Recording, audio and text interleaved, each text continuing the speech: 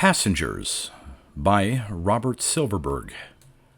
This story, which won the 1970 Nebula Award and second place for the Hugo Award in the same year, represents a somewhat rare instance in the author's career regarding one of his short stories, that of never having appeared in a magazine. It was originally published in the fourth of Damon Knight's anthology series called Orbit in 1968. The collections and anthologies which have included it since are quite numerous, so here are some noteworthy examples. The Cube Root of Uncertainty in 1970, Nebula Award Stories 5 in 1970, Moonferns and Starsongs in 1971, The Best of Robert Silverberg in 1976, The Arbor House Treasury of Horror and the Supernatural in 1981, Masterpieces, the best science fiction of the century in 2001, Phases of the Moon in 2004, and The Collected Stories of Robert Silverberg, Volume 2, To the Dark Star, 1962 through 1969, in 2007. Read by Darrell T. Smith II for my channel, Quasar Spectra. Passengers. There are only fragments of me left now. Chunks of memory have broken free and drifted away like calved glaciers. It is always like that when a passenger leaves us. We can never be sure of all the things our borrowed bodies did. We have only the lingering traces, the imprints, like sand clinging to an ocean-tossed bottle, like the throbbings of amputated legs. I rise, I collect myself. My hair is rumpled. I comb it. My face is creased from too little sleep. There is sourness in my mouth. Has my passenger been eating dung with my mouth? They do that. They do anything. It is morning. A gray, uncertain morning. I stare at it for a while, and then, shuddering, I opaque the window and confront instead the gray, uncertain surface of the inner panel. My room looks untidy. Did I have a woman here? There are ashes in the trays. Searching for butts, I find several with lipstick stains. Yes, a woman was here. I touch the bedsheets, still warm with shared warmth. Both pillows tousled. She is gone, though, and the passenger is gone, and I am alone. How long did it last this time? I pick up the phone and ring Central. What is the date? The computer's bland, feminine voice replies, Friday, December 4th, 1987. The time? 9:51 Eastern Standard Time. The weather forecast. Predicted temperature range for today, 30 to 38. Current temperature, 31. Wind from the north, 16 miles an hour. Chances of precipitation, slight. What do you recommend for a hangover? Food or medication? Anything you like, I say. The computer mulls that one over for a while. Then it decides on both and activates my kitchen. The spigot yields cold tomato juice. Eggs begin to fry. From the medicine slot comes a purplish liquid. The central computer is always so thoughtful. Do the passengers ever ride it? I wonder. What thrills could that hold for them? Surely it must be more exciting to borrow the million minds of Central than to live a while in the faulty, short-circuited soul of a corroded human being. December 4th, Central said. Friday. So the passenger had me for 3 nights. I drink the purplish stuff and probe my memories in a gingerly way, as one might probe a festering sore. I remember Tuesday morning, a bad time at work. None of the charts will come out right. The section manager irritable. He's been taken by a passenger 3 times in 5 weeks, and his section is in disarray as a result, and his Christmas bonus is jeopardized. Even though it is customary not to penalize a person for lapses due to passengers, according to the system, the section manager seems to feel he will be treated unfairly. We have a hard time. Revise the charts, fiddle with the program, check the fundamentals 10 times over. Out they come, the detailed forecasts for price variations of public utility securities, February through April 1988. That afternoon we are to meet and discuss the charts and what they tell us. I do not remember Tuesday afternoon. That must have been when the passenger took me. Perhaps at work, perhaps in the mahogany-paneled boardroom itself during the conference. Pink, concerned faces all about me. I cough, I lurch, I stumble from my seat. They shake their heads sadly. No one reaches for me. No one stops me. It is too dangerous to interfere with one who has a passenger. The chances are great that a second passenger lurks nearby in the discorporate state, looking for a mount. So I am avoided. I leave the building. After that, what? Sitting in my room on bleak Friday morning, I eat my scrambled eggs and try to reconstruct the 3 lost nights. Of course it is impossible. The conscious mind functions during the period of captivity, but upon withdrawal of a passenger, nearly every recollection goes too. There is only a slight residue, a gritty film of faint and ghostly memories. The mount is never precisely the same person afterwards. Though he cannot recall the details of his experience, he is subtly changed by it. I try to recall. A girl? Yes, lipstick on the butts. Sex, then, here in my room. Young, old, blonde, dark, everything is hazy. How did my borrowed body behave? Was I a good lover? I try to be when I am myself. I keep in shape. At 38, I can handle 3 sets of tennis on a summer afternoon without collapsing. I can make a woman glow as a woman is meant to glow. Not boasting, just categorizing. We have our skills. These are mine. But passengers, I am told, take wry amusement in controverting our skills. So would it have given my rider a kind of delight to find me a woman and force me to fail repeatedly with her? I dislike that thought. The fog is going from my mind now. The medicine prescribed by Central works rapidly. I eat, I shave, I stand under the vibrator until my skin is clean. I do my exercises. Did the passenger exercise my body Wednesday and Thursday mornings? Probably not. I must make up for that. I am close to middle age now. Tonus lost is not easily regained. I touch my toes 20 times, knees stiff. I kick my legs in the air. I lie flat and lift myself on pumping elbows. The body responds, maltreated though it has been. It is the first bright moment of my awakening, to feel the inner tingling, to know that I still have vigor. Fresh air is what I want next. Quickly I slip into my clothes and leave. There is no need for me to report to work today. They are aware that since Tuesday afternoon I have had a passenger. They need not be aware that before dawn on Friday the passenger departed. I will have a free day. I will walk the city streets, stretching my limbs, repaying my body for the abuse it has suffered. I enter the elevator. I drop 50 stories to the ground. I step out into the December dreariness. The towers of New York rise about me. In the street, the cars stream forward. Drivers sit edgily at their wheels. One never knows when the driver of a nearby car will be borrowed, and there's always a moment of lapsed coordination as the passenger takes over. Many lives are lost that way on our streets and highways, but never the life of a passenger.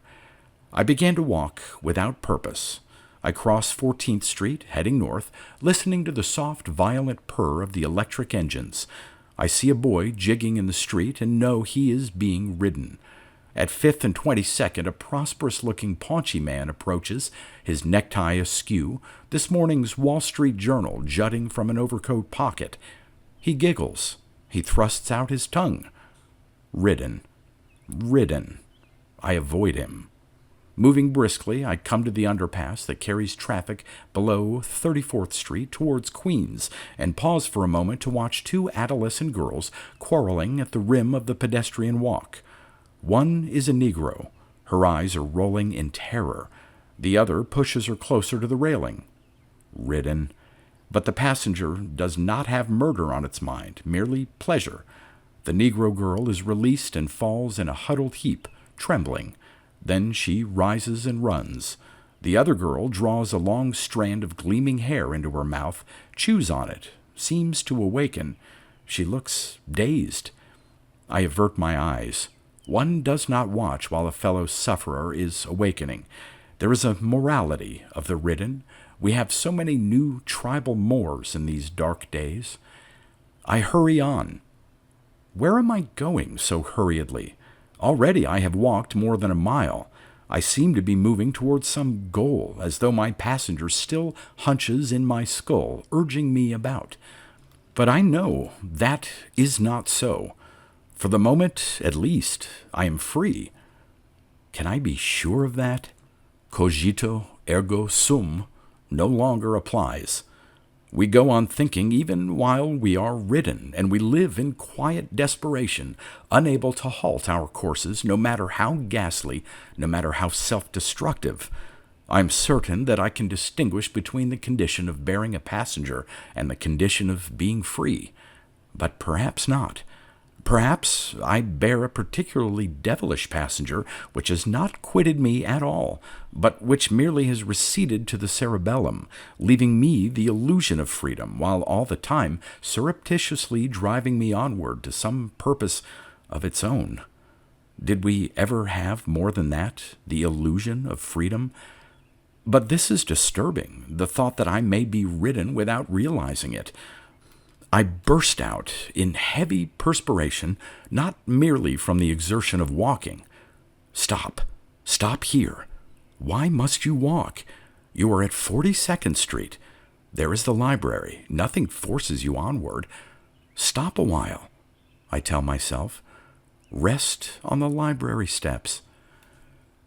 I sit on the cold stone and tell myself that I have made this decision for myself. Have I? It is the old problem, free will versus determinism, translated into the foulest of forms. Determinism is no longer a philosopher's abstraction. It is cold, alien tendrils sliding between the cranial sutures. The passengers arrived 3 years ago. I have been ridden 5 times since then. Our world is quite different now, but we have adjusted even to this. We have adjusted. We have our mores. Life goes on. Our governments rule, our legislatures meet, our stock exchanges transact business as usual, and we have methods for compensating for the random havoc. It is the only way. What else can we do? Shrivel in defeat? We have an enemy we cannot fight. At best, we can resist through endurance, so we endure. The stone steps are cold against my body. In December, few people sit here. I tell myself that I made this long walk of my own free will, that I halted of my own free will, that no passenger rides my brain now. Perhaps. I cannot let myself believe that I am not free. Can it be, I wonder, that the passenger left some lingering command in me? Walk to this place, halt at this place. That is possible, too. I look about me at the others on the library steps. An old man, eyes vacant, sitting on newspaper. A boy of 13 or so, flaring nostrils. A plump woman. Are all of them ridden? Passengers seem to cluster about me today. The more I study the ridden ones, the more convinced I become that I am, for the moment, free. The last time I had 3 months of freedom between rides. Some people, they say, are scarcely ever free. Their bodies are in great demand, and they know only scattered bursts of freedom, a day here, a week there, an hour. We have never been able to determine how many passengers infest our world. Millions, maybe, or maybe 5. Who can tell? A wisp of snow curls down out of the gray sky. Central had said the chance of precipitation was slight. Are they riding Central this morning, too? I see the girl. She sits diagonally across from me, 5 steps up and 100 feet away, her black skirt pulled up on her knees to reveal handsome legs. She is young. Her hair is deep, rich auburn. Her eyes are pale. At this distance, I cannot make out the precise color. She is dressed simply. She is younger than 30. She wears a dark green coat, and her lipstick has a purplish tinge. Her lips are full, her nose slender, high-bridged, her eyebrows carefully plucked. I know her. I have spent the past 3 nights with her in my room. She is the one. Ridden, she came to me, and ridden, I slept with her. I am certain of this. The veil of memory opens. I see her slim body naked on my bed. How can it be that I remember this? It is too strong to be an illusion. Clearly this is something that I have been permitted to remember for reasons I cannot comprehend. And I remember more. I remember her soft, gasping sounds of pleasure. I know that my own body did not betray me those 3 nights, nor did I fail her need. And there is more. A memory of sinuous music, a scent of youth in her hair, the rustle of winter trees. Somehow she brings back to me a time of innocence, a time when I am young and girls are mysterious, a time of parties and dances and warmth and secrets. I am drawn to her now. There is an etiquette about such things, too. It is in poor taste to approach someone you have met while being ridden. Such an encounter gives you no privilege. A stranger remains a stranger, no matter what you and she may have done and said during your involuntary time together. Yet I am drawn to her. Why this violation of taboo? Why this raw breach of etiquette? I have never done this before. I have been scrupulous. But I get to my feet and walk along the step on which I have been sitting until I am below her, and I look up, and automatically she folds her ankles together and angles her knees as if in awareness that her position is not a modest one. I know from that gesture that she is not ridden now. My eyes meet hers. Her eyes are hazy green. She is beautiful, and I rack my memory for more details of our passion. I climb step by step until I stand before her. "Hello," I say. She gives me a neutral look. She does not seem to recognize me. Her eyes are veiled, as one's eyes often are, just after the passenger is gone. She purses her lips and appraises me in a distant way. "Hello," she replies coolly. "I don't think I know you." "No, you don't. But I have the feeling you don't want to be alone just now, and I know I don't." I try to persuade her with my eyes that my motives are decent. "There's snow in the air," I say. "We can find a warmer place. I'd like to talk to you." "About what?" "Let's go elsewhere, and I'll tell you. I'm Charles Roth." "Helen Martin." She gets to her feet. She has still not cast aside her cool neutrality. She is suspicious, ill at ease, but at least she is willing to go with me. A good sign. "Is it too early in the day for a drink?" I ask. "I'm not sure. I hardly know what time it is." "Before noon. Let's have a drink anyway," she says, and we both smile. We go to a cocktail lounge across the street. Sitting face to face in the darkness, we sip drinks, daiquiri for her, Bloody Mary for me. She relaxes a little. I ask myself what I want from her. The pleasure of her company, yes. Her company in bed? But I've already had that pleasure, 3 nights of it, though she does not know that. I want something more. Something more. What? Her eyes are bloodshot. She has had little sleep these past 3 nights. I say, "Was it very unpleasant for you?" "What?" "The passenger." A whiplash of reaction crosses her face. "How did you know I've had a passenger?" "I know." "We aren't supposed to talk about it." "I'm broad-minded," I tell her. "My passenger left me some time during the night. I was ridden since Tuesday afternoon. Mine left me about 2 hours ago, I think. Her cheeks color. She's doing something daring, talking like this. I was ridden since Monday night. This was my 5th time. Mine also. We toy with our drinks. Rapport is growing, almost without the need of words.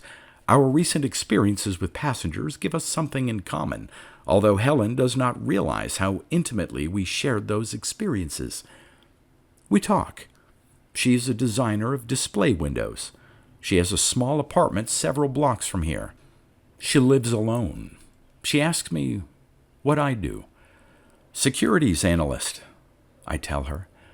She smiles. Her teeth are flawless.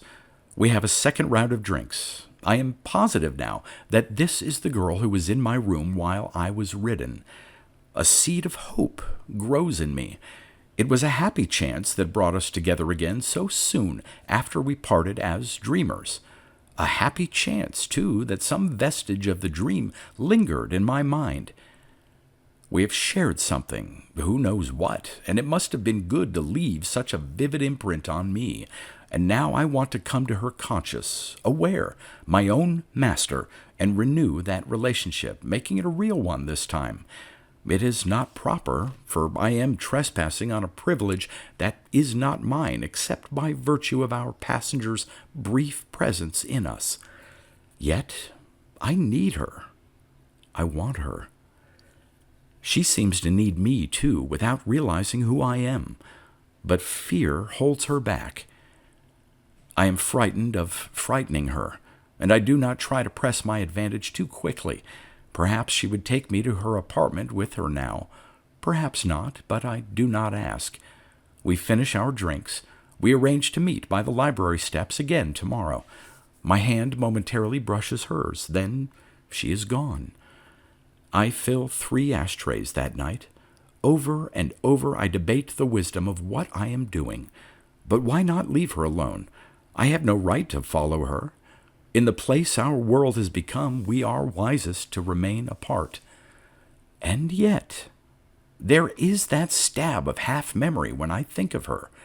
The blurred lights of lost chances behind the stairs, of girlish laughter in second-floor corridors, of stolen kisses, of tea and cake. I remember the girl with the orchid in her hair, and the one in the spangled dress, and the one with the child's face and the woman's eyes, all so long ago, all lost, all gone. And I tell myself that this one I will not lose. I will not permit her to be taken away from me. Morning comes, a quiet Saturday. I return to the library, hardly expecting to find her there, but she is there, on the steps, and the sight of her is like a reprieve. She looks wary, troubled. Obviously, she has done much thinking, little sleeping. Together we walk along Fifth Avenue. She is quite close to me, but she does not take my arm. Her steps are brisk, short, nervous. I want to suggest that we go to her apartment instead of to the cocktail lounge. In these days, we must move swiftly while we are free, but I know it would be a mistake to think of this as a matter of tactics. Coarse haste would be fatal, bringing me perhaps an ordinary victory, a numbing defeat within it.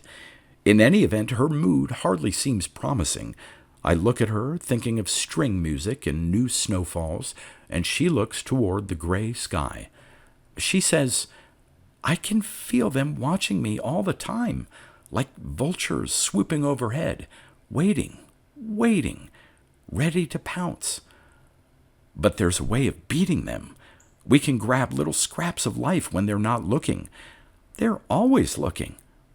"No," I tell her. "There can't be enough of them for that. Sometimes they're looking the other way, and while they are, 2 people can come together and try to share warmth. But what's the use? You're too pessimistic, Helen. They ignore us for months at a time. We have a chance. We have a chance." But I cannot break through her shell of fear. She is paralyzed by the nearness of the passengers, unwilling to begin anything for fear it will be snatched away by our tormentors. We reach the building where she lives, and I hope she will relent and invite me in. For an instant she wavers, but only for an instant. She takes my hand in both of hers and smiles, and the smile fades, and she is gone, leaving me only with the words, "Let's meet at the library again tomorrow, noon." I make the long, chilling walk home alone. Some of her pessimism seeps into me that night. It seems futile for us to try to salvage anything. More than that, wicked for me to seek her out, shameful to offer a hesitant love when I am not free. In this world, I tell myself, we should keep well clear of others so that we do not harm anyone when we are seized and ridden. I do not go to meet her in the morning. It is best this way, I insist. I have no business trifling with her. I imagine her at the library, wondering why I am late, growing tense, impatient, then annoyed. She will be angry with me for breaking our date, but her anger will ebb, and she will forget me quickly enough. Monday comes. I return to work. Naturally, no one discusses my absence. It is as though I have never been away. The market is strong that morning. The work is challenging. It is mid-morning before I think of Helen at all. But once I think of her, I can think of nothing else. My cowardice in standing her up, the childishness of Saturday night's dark thoughts. Why accept fate so passively? Why give in? I want to fight now, to carve out a pocket of security despite the odds. I feel a deep conviction that it can be done. The passengers may never bother the two of us again, after all. And that flickering smile of hers outside her building Saturday, that momentary glow, it should have told me that behind her wall of fear, she felt the same hopes. She was waiting for me to lead the way, and I stayed home instead. At lunchtime, I go to the library, convinced it is futile. But she is there. She paces along the steps. The wind slices at her slender figure. I go to her. She is silent a moment. "Hello," she says, finally. "I am sorry about yesterday. I waited a long time for you." I shrug. I made up my mind that it was no use to come, but then I changed my mind again. She tries to look angry, but I know she is pleased to see me again, else why did she come here today? She cannot hide her inner pleasure, nor can I. I point across the street to the cocktail lounge. "A daiquiri?" I say, "as a peace offering?" "All right." Today the lounge is crowded, but we find a booth somehow. There is a brightness in her eyes that I have not seen before. I sense that a barrier is crumbling within her. "You're less afraid of me, Helen," I say. "I've never been afraid of you. I'm afraid of what could happen if we take the risks." Don't be. Don't be. I'm trying not to be afraid, but sometimes it seems so hopeless. Since they came here, we can still try to live our own lives. Maybe we have to. Let's make a pact, Helen. No more gloom. No more worrying about the terrible things that might just happen. All right? A pause. Then a cool hand against mine. All right. We finish our drinks, and I present my credit central to pay for them, and we go outside. I want her to tell me to forget about this afternoon's work and come home with her. It is inevitable now that she will ask me, and better sooner than later. We walk a block. She does not offer the invitation. I sense the struggle inside her, and I wait, letting that struggle reach its own resolution without interference from me. We walk a second block. Her arm is through mine, but she talks only of her work, of the weather, and it is a remote, arm's-length conversation. At the next corner, she swings around, away from her apartment, back toward the cocktail lounge. I try to be patient with her. I have no need to rush things now, I tell myself. Her body is not a secret to me. We have begun our relationship topsy-turvy, with the physical part first. Now it will take time to work backward to the more difficult part that some people call love. But of course, she is not aware that we have known each other that way. The wind blows, swirling snowflakes in our faces, and somehow the cold sting awakens honesty in me. I know what I must say. I must relinquish my unfair advantage. I tell her, "While I was ridden last week, Helen, I had a girl in my room." "Why talk of such things now?" "I have to, Helen. You were the girl." She halts. She turns to me. People hurry past us in the street.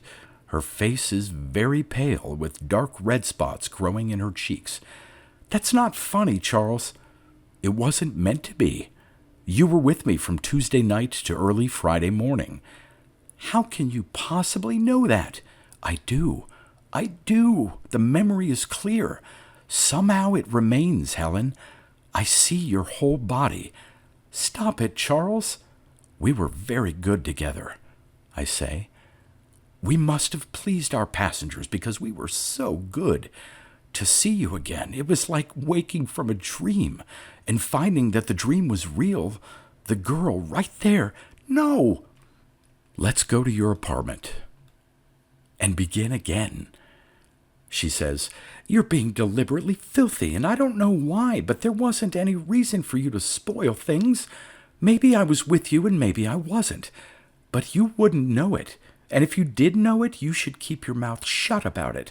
And you have a birthmark the size of a dime," I say, "about 3 inches below your left breast."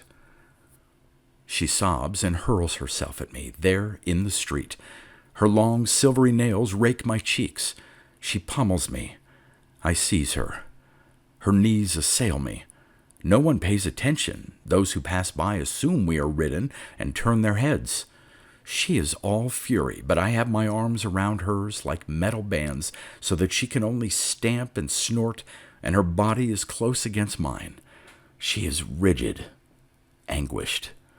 In a low, urgent voice, I say, "We'll defeat them, Helen. We'll finish what they started. Don't fight me.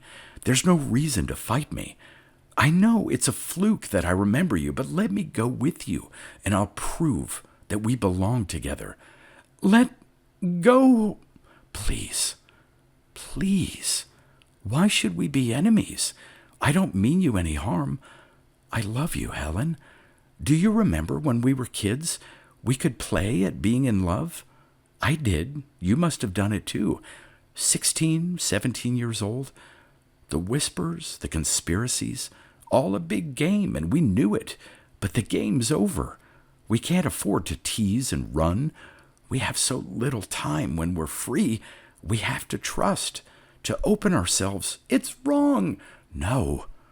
Just because it's the stupid custom for two people brought together by passengers to avoid one another, that doesn't mean we have to follow it. Helen. Something in my tone registers with her. She ceases to struggle. Her rigid body softens. She looks up at me, her tear-streaked face thawing, her eyes blurred. "Trust me," I say. "Trust me, Helen." She hesitates. Then she smiles. In that moment, I feel the chill at the back of my skull, the sensation as of a steel needle driven deep through the bone. I stiffen. My arms drop away from her. For an instant, I lose touch, and when the mists clear, all is different. "Charles?" she says. "Charles?" Her knuckles are against her teeth. I turn, ignoring her, and go back into the cocktail lounge. A young man sits in one of the front booths. His dark hair gleams with pomade. His cheeks are smooth. His eyes meet mine. I sit down. He orders drinks. We do not talk. My hand falls on his wrist and remains there. The bartender serving the drinks scowls but says nothing. We sip our cocktails and put the drained glasses down. "Let's go," the young man says. I follow him out.